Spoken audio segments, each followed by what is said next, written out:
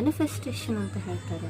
ಅಂದರೆ ಇಲ್ಲದೆ ಇರೋದು ನನಗೆ ಆಗುತ್ತೆ, ಇದಾಗುತ್ತೆ ಅಂತ ಮಾತಾಡ್ತಾರಲ್ಲ, ಅದನ್ನ ನಾನೇನು ಹೇಳ್ತೀನಿ ಅಂದರೆ, ನೀವು ಜಸ್ಟ್ ಕನ್ನಡಲ್ಲಿ ನೋಡ್ಕೊಂಡಾಗ ಓಕೆ ನಾನು ಚೆನ್ನಾಗಿದ್ದೀನಿ ಅಂತ ನಿಮ್ಗೆ ಫೀಲ್ ಆಗಬೇಕು.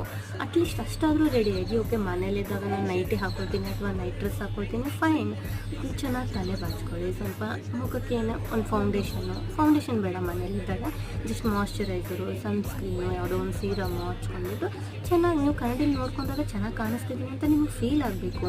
ನೀವು ಹೇಗೆ ಮನಸ್ಸಲ್ಲಿ ನಿಮ್ಮ ಬಗ್ಗೆ ನೀವು ಮೂಡಿಸ್ಕೊಳ್ತೀರೋ ಅದೇ ಥರ ನೀವು ಕನ್ನಡಲ್ಲಿ ಕಾಣಿಸ್ತೀರ.